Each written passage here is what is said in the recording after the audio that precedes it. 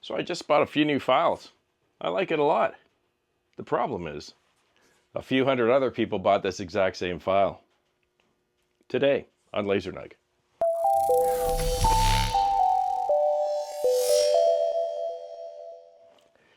Welcome back to the channel. This video today is probably directed more to beginners, but please feel free to come along for the ride. Design files. You're probably buying them just like I do. And this file itself is a great example for today's video. It's kind of humorous or whimsical. I think it's kind of catchy. People will like it. It's got nice bright colors. The challenge is there's a whole bunch of other people that are producing the exact same file. Might have a different color here or there or a different background, but it's generally the exact same file. This guy here shows up numerous times, but it's being sold at different price points. And if those price points are reasonably close, it's not so bad. But you always end up with at least one seller selling at a much lower price than what the others do. And for you or I, that can pose a big problem in trying to sell the product because you don't want to sell at a loss. So what I often try to do when I get these types of designs that I know are popular, I try to find a way to try to make them unique or not exactly the same as the file I purchased. And you can do that because all these files have commercial rights. You can do what you want with the file. You just can't sell the file itself. So I try to spend some time to do something that makes it unique or different from the rest. Today, I thought I'd take you along with me. I'm going to take this set of files. There's a couple of different designs that were included, and I'll walk you through just an idea that might be helpful for you or open up some ideas or creativity for yourself on how to take some of these purchased files and tweak a few things or change a few things just to make them a little more unique or different from what other people are going to do when they recreate it. Let's jump in. So this file I bought has 12 or 18 different designs, and each of these is a file. And I think it's around 15 inches by 7.5 or 8 inches. And it comes, as you can see, this is one file. This is the file I just showed you, the Bite Me. And it comes with your backers, your cutouts. They're excellent files. I get this from that laser dude. And what I love about his files is you can virtually pull every single piece of it apart and ungroup it right down to very simple individual elements. I've already made this file. This is the one I just showed you. So let's try one of the other designs and do something different with it. And again, I'm just throwing out some ideas here today that might help you as well. The first thing I'm going to do is I've decided I'm going to get rid of the frame so that it doesn't look like everything else anymore. So I'm going to take the backer and the mid panel and I'm going to get rid of it. I'm going to grab this. I'm going to ungroup this if I need to. I don't. I'm just going to get rid of the frame or the border. And it leaves me with these two key pieces here. And instead of having a frame or a border, I'm just going to let the piece free float, so to speak. So I'm going to grab the bowl. And let's just make it really huge for now. And I'm going to grab the second piece.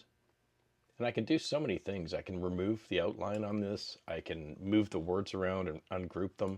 I can change various different things. And now I'm just going to size this as best I can and try to put it together. So I'm just going to grab this guy, I'll make him a little smaller, squeeze him in, and I'm going to group that. And this generally is what I want it to look like. But I'm going to need a backer, right? I can't just let that float out there. So with it highlighted, I'm going to come over here to my outline tool and I'm going to create an outline around everything. I think a 1/2 inch will probably do the job. I could do a little smaller. Let's stick with 1/2 inch. I've done it outward. It's rounded. I'm going to press OK. What I want to check is I want to make sure that there are no pieces on the inside. I need to get rid of those. And I think the only one I have is this guy here. So I'm going to ungroup. And I'm going to get rid of this piece here. Delete it. So now I have an outline which will be my backer or become my backer, and I have all my pieces in here.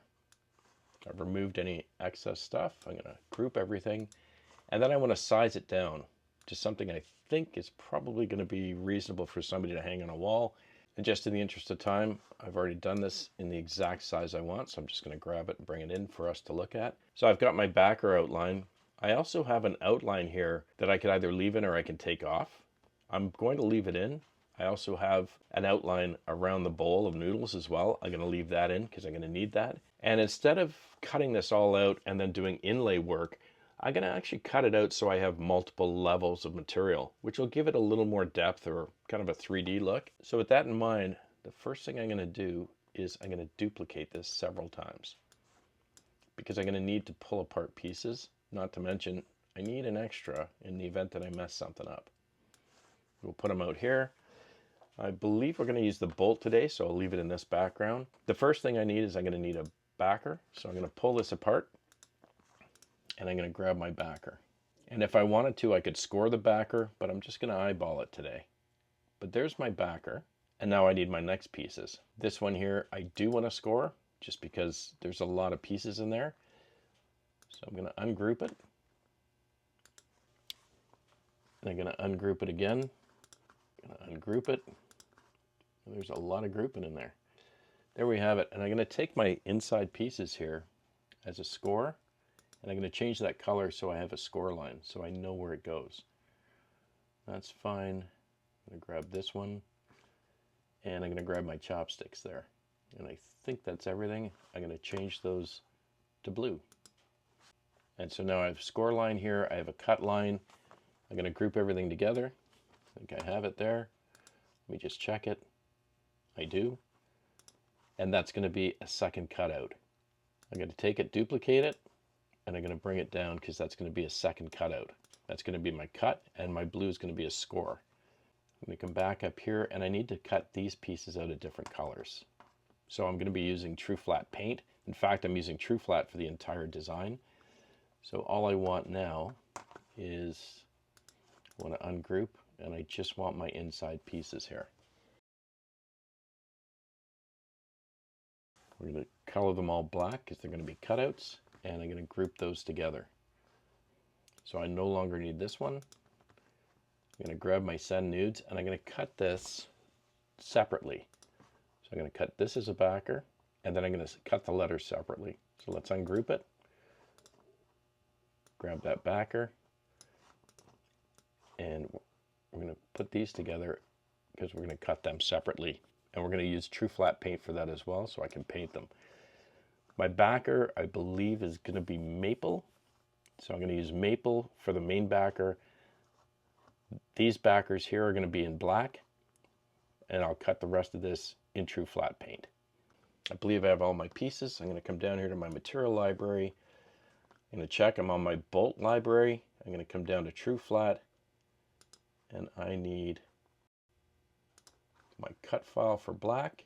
So I'm going to assign it to my black layer, and then on my blue layer I need a score.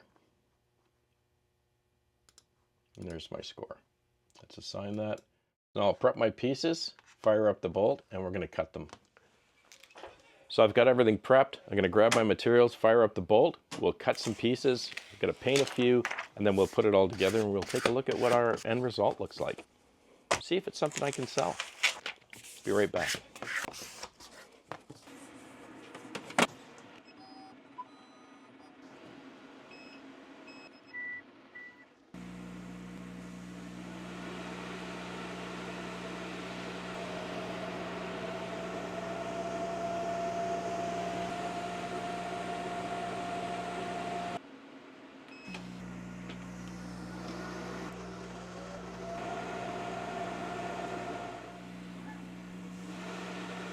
While we're cutting away there, I wanted to show you why I virtually never use thin plywoods anymore. Anything less than 1/4 inch, I tend to stay away from, or I primarily use True Flat. I store my plywoods on top of each other flat with lots of weight on top. But despite that, you still pull out a piece, brand new sheet, and it's crowned or twisted. It's thin plywood. It's very susceptible to humidity or the environment around it. Not to mention, once you finish that design and your customer hangs it up in their kitchen, that plywood is slowly going to want to naturally follow whatever tension or compression is in that wood. So that's why I barely ever use it now.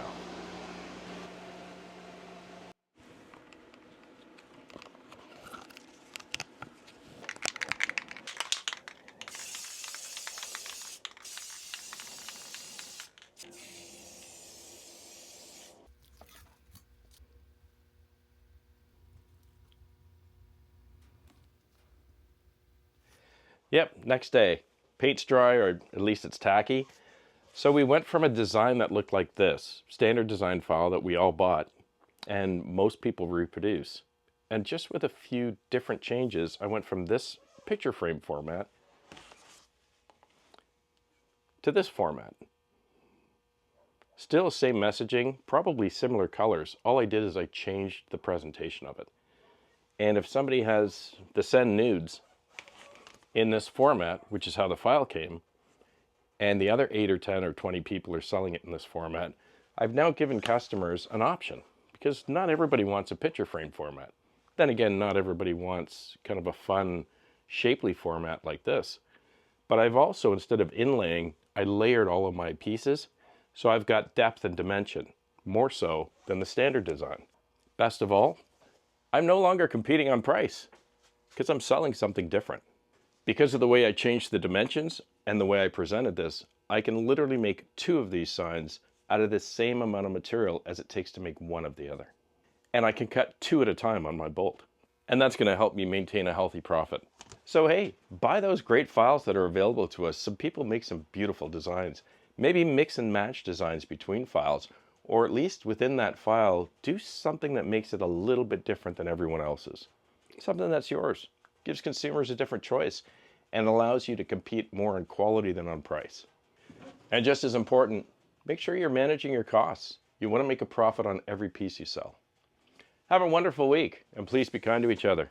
I'm Gord Potter, and you've been watching The Laser Nug. Cheers.